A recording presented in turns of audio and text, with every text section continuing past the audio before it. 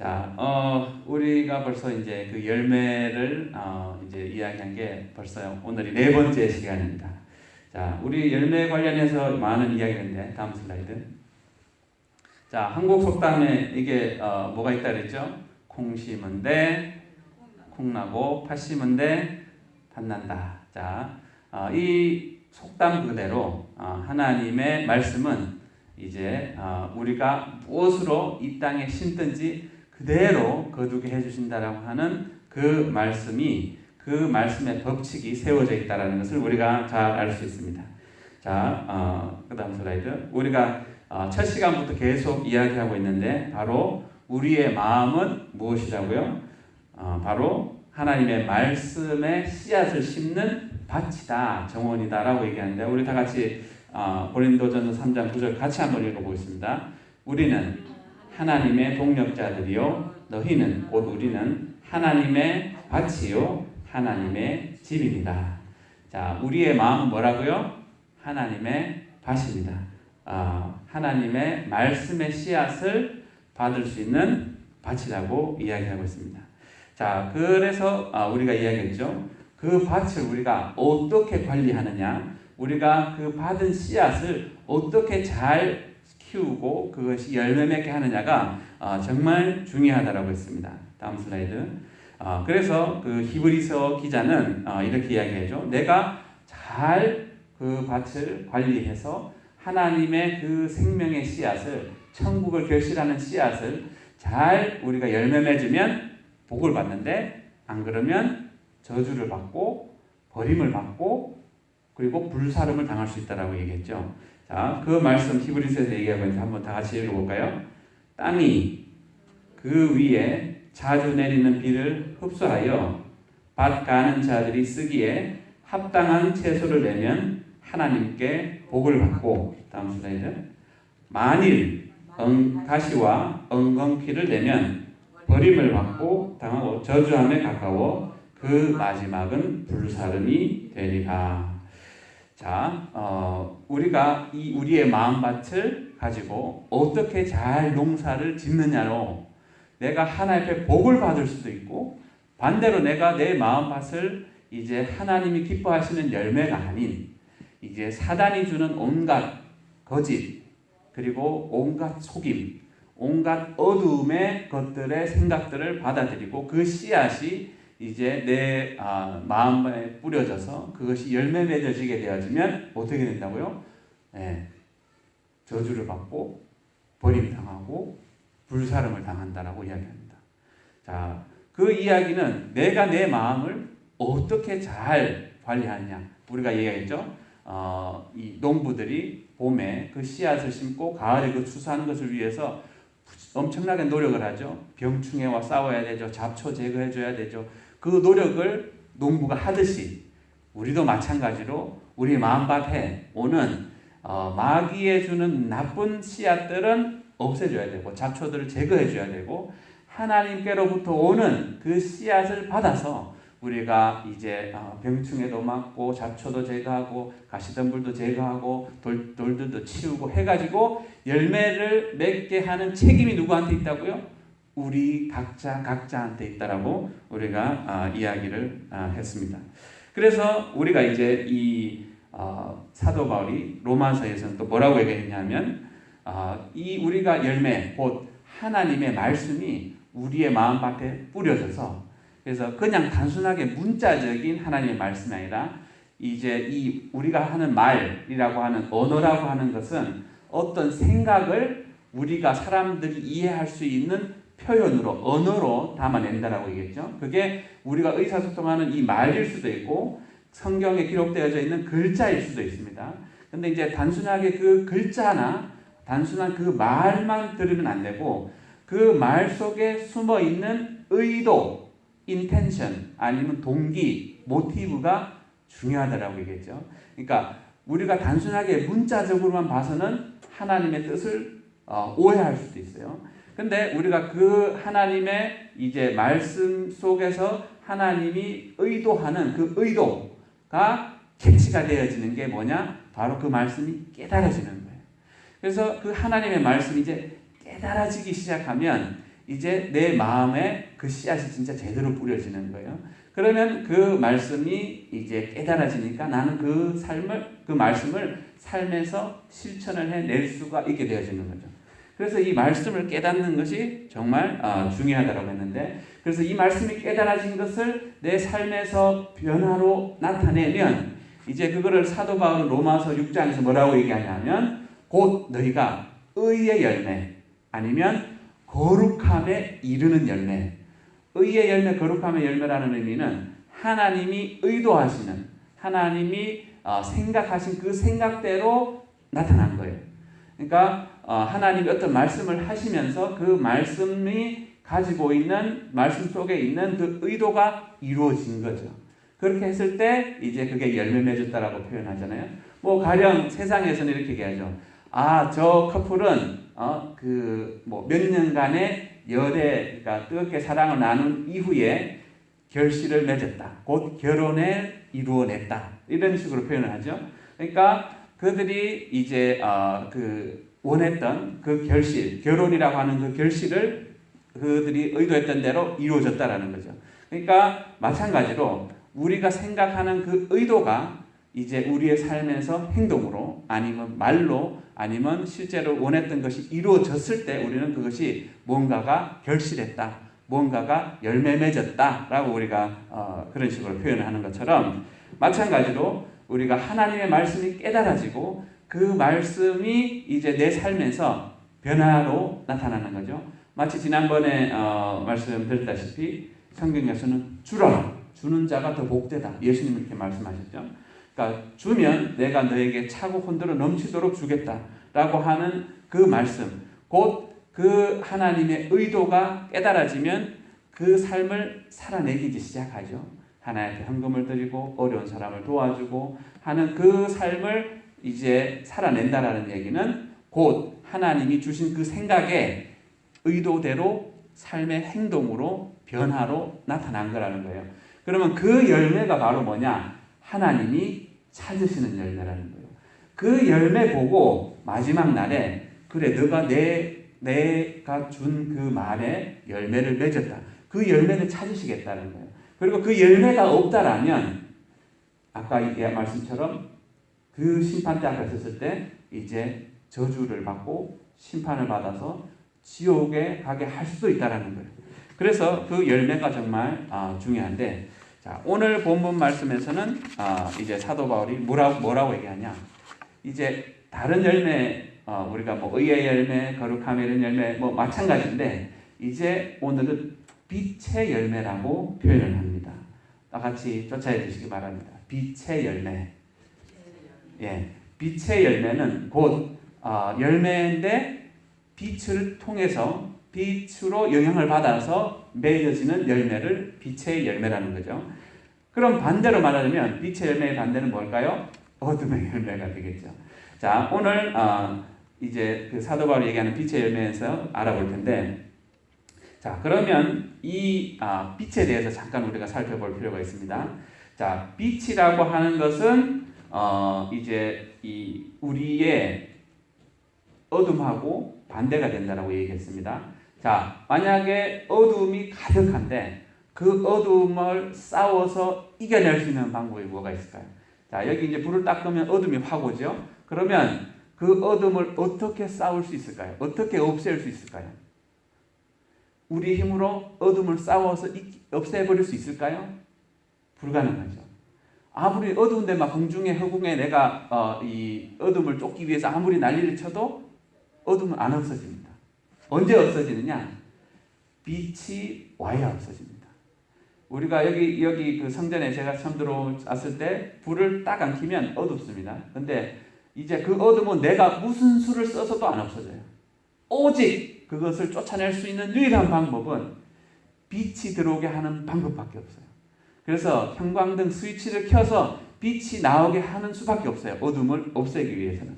그래서 이제 이 빛이 굉장히, 그러니까 어둠하고 싸울 때 가장 중요한 게 빛인데, 과학자들이 이제 연구를 해보니까 빛이 없으면 어떻게 되냐 하면 식물이 살 수 있습니까? 나무가 열매 맺을 수 있습니까? 안 된다라고 얘기하죠. 왜냐하면 식물은 나무들은 햇볕을 받아야 이제 뿌리로 받아들이는 영양분과 물을 가지고 광합성 작용이라는 거죠. 포토신디시스라고 하는 작용을 해가지고 그 광합성 작용으로 이루어지는 것을 이제 영양소로 만들어서 이제 그것이 자라나게 되고 그것을 통해서 이제 또한 열매 맺게 되어지고 그러니까 햇빛이 없게 되어지면 결국 나무는 식물은 죽는다는 겁니다. 못 산다는 거예요. 빛이 없으면.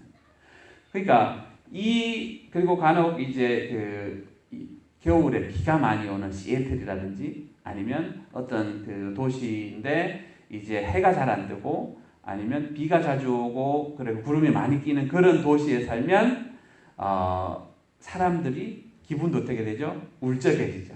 그리고 심지어 통계적으로도 많은 사람들이 더 우울증에 걸리기 쉽다라고 이야기합니다. 왜? 빛이 없으면 어두움이 이제 활개를 치게 되어지고 어두운데 오래 있게 되어지면 우리는 정신적으로 건강이 안 좋아지게 되죠.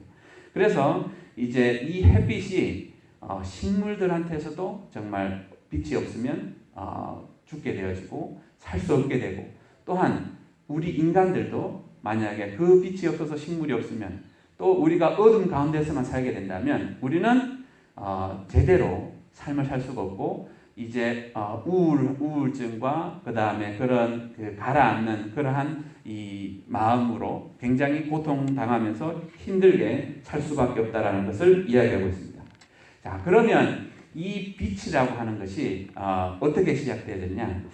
창세기서에 보면 하나님이 6일 동안 천지, 그러니까 이 지구와 온 우주를 창조했다라고 말씀합니다. 그래서 6일 동안 창조를 했다라고 이야기하는데 창세기 1장부터 보면 이렇게 되어 있습니다. 태초에 아무것도 없던 처음에 하나님이 천지를 창조했다라고 이야기하고 때는 땅이 혼돈하고 공허하며 흑암, 어두워요. 빛이 없어요. 그리고 하나님의 영은 수면 위에 운행하십니다. 그러면서 하나님이 이렇게 얘기합니다. 하나님이 이르시되 빛이 있으라 라고 하니까 빛이 있었다라고 이야기합니다. 자, 그런데 신기한 것은 그거예요. 하나님이 이제 해와 달과 별들은 첫째 날 안 만드셨어요. 몇째 날 만드셨냐? 넷째 날 만드셨어요. 그러면 해와 달이 없는데 빛이 어디서 났지? 네. 모르긴 해도 우리 성경에서 통해서 보면 하나님은 빛이시다라고 이야기합니다. 그러니까 하나님 자기 자신의 빛을 비추신 거예요. 그 영광의 빛으로 비추신 거예요.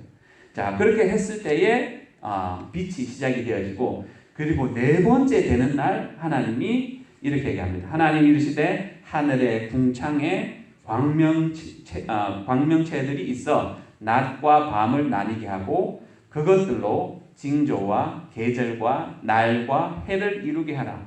그러니까 이제 달과 해를 이날 만드신 거예요. 네 번째 날. 그러니까 그 전에 있었던 빛은 하나님 자신이 갖고 있던 빛을 보여주신 거예요. 자, 그리고 난 다음에 자기 그 자신의 빛이죠. 그리고 그 빛을 이제 해와 달도 있기 전에 그 광명한 빛을 비춰주셨다가 그리고 나중에 네 번째 날 해와 달을 만드시고 그리고 한 달을 만드시고 그 다음에 그것이 우리가 지구가 공전을 한번 하면 한 해가 되고 이런 계절과 때와 시기가 언제 나왔다? 하나님이 그것을 창조하셨을 때 그 해와 달과 별을 창조하실 때부터 이제 그게 본격적으로 시작이 된 거예요. 자, 그래서 우리가 하나님은 빛이시다라는 것을 우리가 알아봤고요. 사도 요한은 그 표현을 요한복음의 1장 1절에서 이렇게 이야기하더라고요. 태초에 말씀이 계십니다. 이 말씀이 하나님과 함께 계셨고 이 말씀은 곧 하나님이시다. 그가 태초에 하나님과 함께 계셨고 만물이 그로 말미암아 지은 바 되었으니 지은 것이 하나도 그가 없이 된 것이 없느니라. 그 안에는 생명이 있었으니 이 생명은 사람들의 빛이라 라고 이야기합니다. 그러니까 하나님 자기 그 자신이 어떤 분이었냐? 바로 그 말씀, 빛이 있으라고 하신 그 말씀처럼 그 말씀 자체라고 이야기하고, 그리고 그분 안에 생명이 있는데 그 생명이 빛으로 나타난다라고 이야기합니다. 그러니까 하나님 자신 안에 생명과 그 생명 안에 빛과 이런 것들이 다 하나님 안에 있는 것에서부터 나왔다는 것을 이야기하고 있죠. 전에도 이제 그 얘기를 한번 해드린 것 같은데, 우리 얼굴, 네, 이 표현은 순수 한글입니다. 이 얼굴이라고 하는 단어의 이제 순수 한글의 뜻은 얼꼴입니다. 얼은 우리가 얘기하는 영혼, soul이죠. 우리의 혼. 그 얼굴의 꼴, 얼굴의 모습, 얼굴의 내 얼의 그 뭐 속된 표현으로 꼬라지가 얼꼴입니다. 자, 그 얼굴이 내가 지금 어떤 정말 주님의 생명의 빛이 있는지 없는지를 잘 나타내 주는데요. 그래서 사람들의 얼굴을 보면 그 사람의 상태를 많이 알 수 있다라고 얘기합니다. 제가 어렸을 때 저희 동네에 그 이 두 분이 기억이 납니다. 이 두 분은 이제 그 아주 이 동네에서 무슨 행사만 있으면 앞장서시는 분이에요. 그러니까 이제 이 두 분 다 특징적으로 좋아하시는 게 있었는데 뭐냐면 술을 아주 좋아해요. 그러니까 매일 거의 몇 끼니에 술을 드시는 분이고, 이제 시골에서는 이렇게 그 고기를 정육점 이런 게 그 당시에 없으니까 어떻게 하냐? 이제 동네에서 뭐 소를 한 마리 산다든지 아니면 돼지를 한 마리를 사서 이렇게 잡아서 고기를 나누잖아요.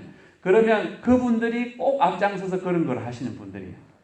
근데 이제 이분들이 그렇게 막 술을 너무 좋아하시고 막 이렇게 하다 보니까 어느 순간인가 제가 보니까 그분들이 얼굴이 검은 거예요. 그래서 이상하다, 좀 검다라고 했는데 두 분 다 오래 못 사시고 돌아가시더라고요. 지금도 제가 그분들 사는 집이 지금 고향 딱 생각하면 그분들 집이 딱 어딘지 아는데 그분들이 이제 얼굴 빛이 검더라고요. 근데 한 분은 결혼을 하셨고 한 분은 결혼 안 하셨어요. 근데 그 이제 결혼하신 분들도 애들이 어렸던 걸로 제가 기억하기 때문에 아마 돌아가셨다면 50대 초반이나 중반에 돌아가셨어요. 그리고 그 결혼하지 않은 분도 이제 결혼을 안 했던 그분이 제가 기억하기로는 40대에서 50대 사이인데 돌아가셨어요.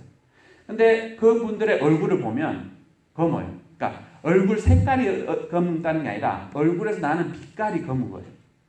그래서 저 참 이상하다라고 그때 이제 아직까지 제가 생각이 드는데, 근데 이제 제가 그 미국에 와서 얼마 안 있었는데 어떤 한 사람을 봤는데 얼굴빛이 좀 검다라고 생각을 했어요.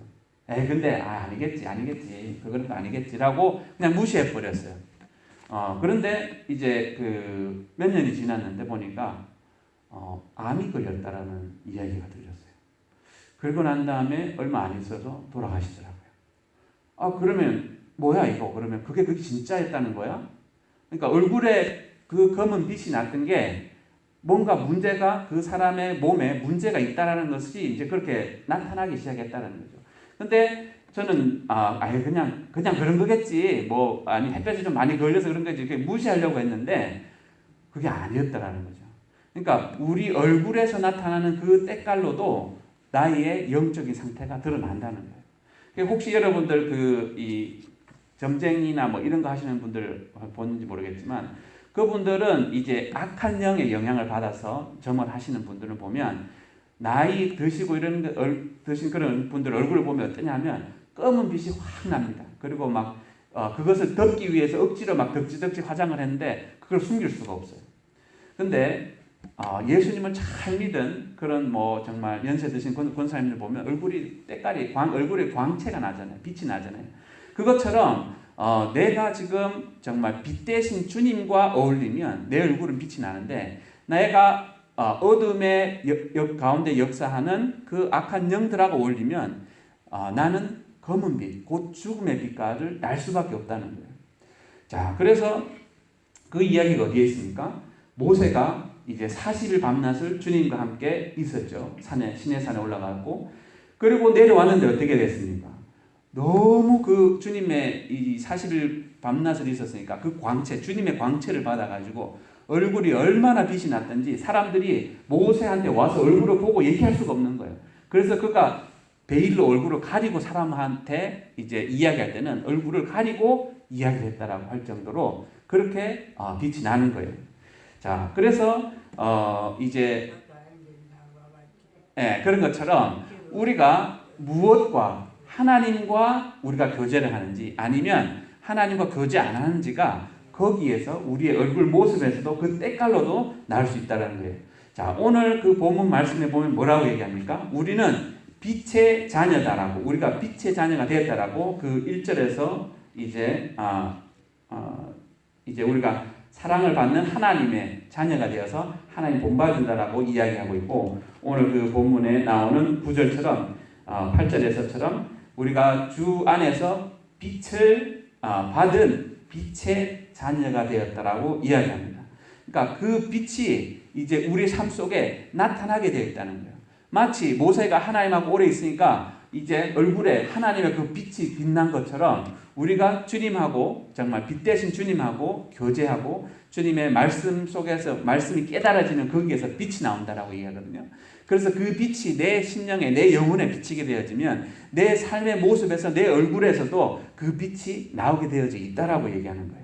자, 그런 식으로 해서 이제 마치 그 초등학교 때 이제 어떤 실습을 하냐면 자석하고 그리고 못하고를 가지고 오래 붙여놓으면 어떻게 되죠? 못은 원래 그 자석에 가지고 있는 그런 이 자력이 없어요. 자석의 파워, 마그네틱 파워가 없어요. 근데 이것을 오래 붙여놓으니까 어떻게 되죠?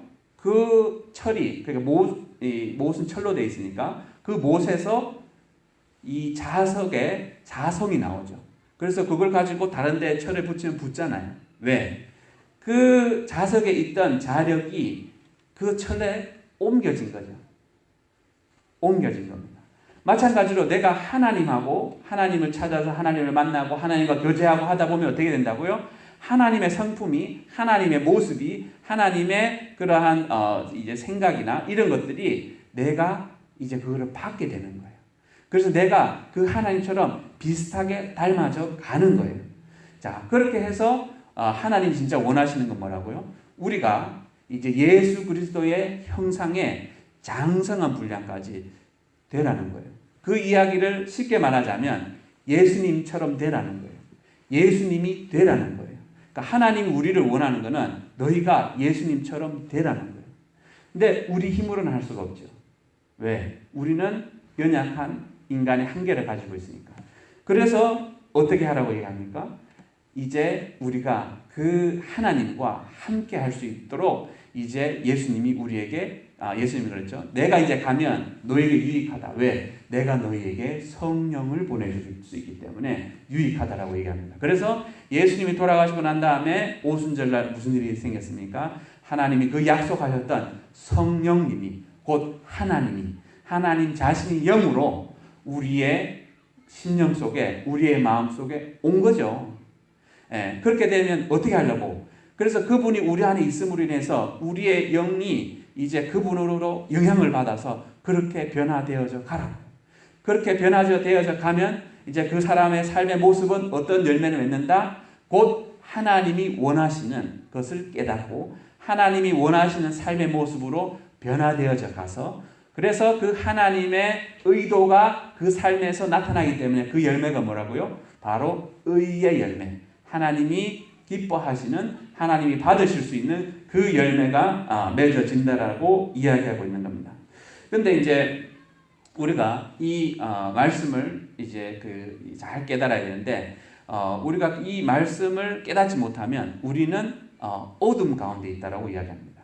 오늘 아까 그 본문 말씀처럼 주님의 빛이 오기 전까지는 우리는 어둠 가운데 있었다는 거예요. 그런데 이제 그 어둠 가운데 있다라고 하는 의미는 그죠? 불을 끄고 한번 여러분들이 이제 집 안에 들어가려고 해보세요. 그러면 어디에 부딪히고 어디에 끓기고 뭐 옷이 걸려서 찢어질 수도 있고 어디 손을 베릴 수도 있고 왜? 어두우니까 뭐가 뭔지를 모른다는 얘기죠. 그러니까 내가 뭔가를 해야 되는데 내가 이제 뭔가를 하려고 하더라도 안 보이기 때문에 이제 다칠 수 있고 또 내가 걸려 넘어질 수도 있고 아무것도 모르는 거예요. 그래서 우리가 그 빛을 받아서 그 빛을 통해서 우리의 잘못된 삶의 모습들을 돌아볼 수 있다라고 아까 본문 말씀에서 얘기했죠. 너희가 그 전에 빛이 없었을 때는 어땠냐? 어둠 가운데 어둠의 일을 참여를 했는데 그 이야기는 말로 꺼내기도 창피하다는 거죠. 그러니까 가령 그 사도 요한은 이제 그렇게 얘기합니다. 형제 한 사람 미워하면 너희는 하나님을 안다라고 생각하나 하나님을 너는 알지도 못하고 네가 빛을 안다라고 생각하나 너는 어둠 가운데 있다라고 이야기합니다. 그래서 그 요한일서 2장 9절에 보면 이렇게 되어 있습니다. 빛 가운데 있다 하면서 그 형제 한 사람, 뭐 10사람도 아니고 2사람도 아니고 한 사람 미워하는 자는 지금까지 어둠에 있는 자요. 그리고 또 이렇게 얘기합니다. 그의 형제를 미워하는 자는 어둠 가운데 있고 그 어둠에 행하며 갈 곳을 알지 못하고 어두우니까 뭐 어디를 가는지도 모르고 자기가 뭐 하는지도 모르는 거예요. 그러면서 이는 그 어두움이 그의 눈을 멀게 하였음이라 이야기합니다. 그리고 이제 그 다음 장에서는 이렇게 합니다. 그 형제를 미워하는 자마다 살인하는 자니 살인하는 자마다 영생이 그 속에 거하지 아니하는 것을 너희가 아는 바라. 내가 형제 미워한다는 얘기는 뭐라고요? 나는 지옥의 자식이라는 것을 의미한다는 거예요. 뭐가? 형제 한 명 미워하는 거예요. 어둠 가운데 있고 네가 뭐 하는지도 모르고 그냥 그 암흑 속에서 살다가 죽으면 지옥이라는 거예요. 왜? 영생이 그 안에 없기 때문에. 자, 이 이야기를 들으면 우리가 이 마음이 충격을 좀 받아야 됩니다. 왜? 많은 사람들이 이제 주일날 예배 드린다고 주님의 전에 나오죠.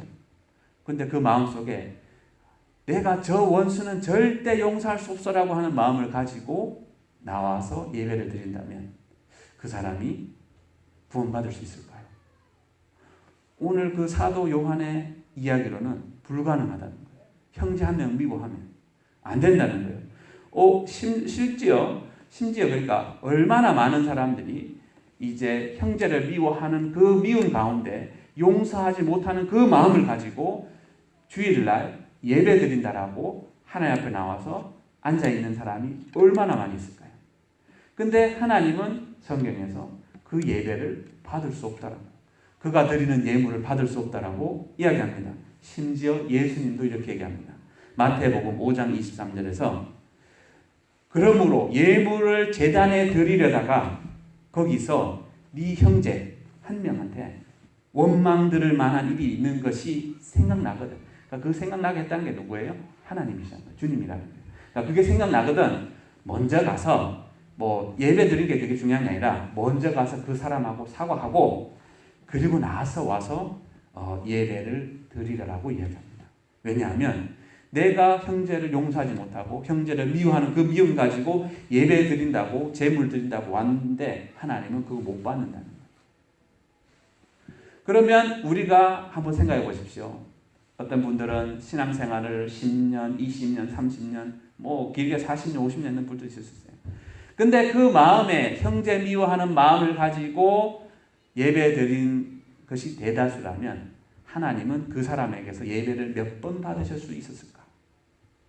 그러니까 하나님이 예배를 못 받으면 어떻게 된다고요? 하나님 우리를 축복해 줄 수가 없어요. 하나님 우리를 만나 줄 수가 없어요. 그러니까 하나님이 우리를 천국에 들여보내줄 수가 없더라고 이야기하는 겁니다. 자, 그래서 우리가 정말 이 주님의 진리의 말씀을, 빛의 말씀을 알아야 돼요. 그러니까 내가 그 하나님의 말씀이 깨달아져서 내가 형제를 미워하면 내가 형제랑한테 원망받을 일을 쌓고 산다라면 나는 하나님 앞에 제대로 예배를 드릴 준비가 되어 있지 않은 자구나라는 것을 깨닫는 사람은 어떻게 살까요? 조심하겠죠. 형제 한 명, 자매 한 명한테 대할 때 정말 주님의 사랑으로 하려고 노력할 거고 또 함부로 얘기하지 않고 마음의 상처를 주려고 하지 않을 거고 조심해서 할 겁니다. 왜? 내가 그렇게 한다는 것 자체는 벌써 나한테는 영생이 없고 나는 어둠 가운데 그런 꼬라지로 살다가는 지옥 간다는 것을 깨달아 알기 때문에 그 사람은 절대 그렇게 살 수가 없게 된다는 거예요. 자, 그러면 우리가 이제 그런 이 말씀을 통해 가지고 우리의 삶을 돌아봐야 되는데 또 한 가지만 더 이제 중요한 사실이 있는데, 오늘 우리가 지금 이 예배 드리는 모습 속에서도 이제 계시록의 1장에 보면 이런 표현이 나옵니다. 뭐라고 되어 있냐면 내가 본 것은, 사도 요한이 이제 그 예수님을 봤는데, 부활하신 예수, 영광의 예수님을 봤는데, 오른손에 7별을 가지고 비밀과 그 또 7금촛대라고 하는 7별은 그것을 있는 걸 봤는데, 그러니까 7별을 의미하는 것은 그 당시에 있던 7교회의 사자요, 7촛대는 7교회다라고 이야기합니다. 그래서 계시록에 보면 7교회에 대해서 이야기를 하거든요. 그 당시에 있었던 그 교회. 근데 여기에서 이제 7교회, 그 이제 7별은 7교회의 사자라고 되어 있는데, 이제 영어로 보면 angel이라고 되어 있습니다. angel. 그러니까 그 교회마다 하나님이 할당해서 보내준 천사들이 있는 거예요. 담당하는 천사가 있는 거예요. 그러면 이제 그 천사들이 무엇을 하느냐? 교회를 위해서 일하고, 또 성도들이 이제 예배 드리는 모습, 헌신하는 모습, 이런 것들을 다 기록한다는 거예요. 제가 아는 어떤 그 사역자 이야기를 잠깐 나누겠습니다. 그 이제 미국 그 사역자인데, 이제 이분이 그 이제 주님이 영안을 열어줘서 예배 드리는 모습과 예배 드릴 때 천사들이 뭐 하는가를 보여주신 거예요. 예배 드릴 때 예배에 앉아서 내가 무슨 마음으로 무슨 행동하는지를 천사들이 옆에서 다 기록을 하더라고요. 네, 그 사람 한 사람이 내가 이제 설교를 들을 때 내가 딴 생각하고, 아니면 속에서 쓸데없는 소리 하네 뭐 이런 얘기를 하는지, 그런 반응을 하는지도 천사들이 다 기록을 하더라는 거예요. 그리고 아멘 해야 될 때 아멘 하는지, 그리고 그런 이제 예배 그런 모습들을 내가 하는 일거수일투족을 다 기록을 하더라는 거예요. 그러니까 예배가 끝나니까 그 천사가 이제 천국에 있는 그 도서관 같은 곳에 가서 그것을 이렇게 제출을 하더라는 거예요. 나중에 이제 우리가 그 성경에 보면 예수님 그렇게 얘기하죠. 생명책이 있다라고 얘기합니다. 우리가 죽어서 예수님의 그 하나님의 심판대 앞에 서면 책이 2권이 있대요. 한 권은 생명책이에요. 생명책은 내가 그 생명책 이름이 안 적혀져 있으면 나는 지옥 가는 사람이에요. 그리고 그러니까 그 책이 정말 중요하고, 다른 한 책이 있는데 그 책은 뭐냐? 우리들의 행위가 기록된 책이에요. 그러니까 내가 이제 그 하나님의 말씀을 몰라가지고 내가 형제 미워했다라고 하면, 여기는 아까 뭐라고요? 살인자라고 얘기하죠. 그럼 그 행위책에 뭐라고 나올까요? 나는 누구를 몇 날 며칠 누구를 살인한 살인죄가 기록이 되어 있는 거예요. 내가 누구 것을 도둑질하고 싶은 마음이 생겼던 걸 가지고 있었으면, 나는 실제로 하지 않았더라도 나는 도둑질한 기록이 되어 있는 거예요. 그 리스트들이 쫙 엄청나게 많겠죠. 마음으로 내가 미웠고, 마음으로 내가 누군가를 이제 음란한 생각을 했고, 내가 마음으로 이제 어떤 질투를 했고, 이런 모든 죄악들이 그 리스트의 행위록에 다 나오는 거예요. 그러면 우리가 그 심판대 앞에 섰을 때 내가 내 삶에서 맺은 그 열매대로 하나님 우리를 심판하신다고 얘기하거든요. 그렇게 되어지면 우리는 어떻게 살아야 되겠습니까? 잘 살아야 되겠죠. 근데 그 생명책에 그러니까 그 우리의 행위책에 기록되어져 있는 우리의 모든 죄가들을 해결할 수 있는 굉장한 특별한 은혜의 도구를 주셨어요. 그게 뭘까요? 회개입니다. 회개. 내가 정말 수없이 많은 살인죄와 수없이 많은 간음죄와 수없이 많은 도적질과 그걸 했던 엄청나게 많은 리스트들이 있는데, 하나님이 우리에게 그 너의 잘못을 회개하고 그 회개에 합당한 열매를 맺으면 어떻게 한다고요? 그 죄를 없던 것으로. 그러니까 성경에서는 동이 서에서 먼 것처럼 내가 기억하지 않겠다라고 얘기합니다. 그 이야기는 하나님의 그 우리의 행위책에서 그것을 싹 지워주시겠다는 거예요. 그게 정말 하나님의 놀라운 은혜고, 그게 하나님의 놀라운 능력인 거예요. 무슨 능력? 우리의 죄를 씻어줄 수 있는 회개의 능력. 근데 오늘날 교회에서 회개하라 그러면 사람들 시험 들어서 잘 안 나온다 그러죠. 그런데 이 회개가 얼마나 중요하다는 것을 알아야 됩니다. 자, 그래서 우리가 지난 4주 동안 알아봤습니다. 열매. 내가 정말 무슨 열매를 맺고 있는지. 정말 빛의 열매, 곧 하나님이 주시는 그 말씀을 내 삶으로 살아내는 열매를 맺고 있는지, 아니면 마귀가 주는 온갖 거짓말, 더럽고 정말 입으로 꺼내기도 창피한 그러한 생각들을 받아서 그 그 열매를 맺고 있는지. 성경을 통해서 하나님 뭐라고 얘기하냐? 너희가 어떤 것을 행하든지 그대로 갚아주겠다. 내가 좋은 것을 심었으면 좋은 것으로 걷게 할 것이고, 너가 나쁜 것으로 악한 것으로 심었으면 악한 것으로 심판하시겠다라고 이야기합니다. 이 시간 기도하겠습니다.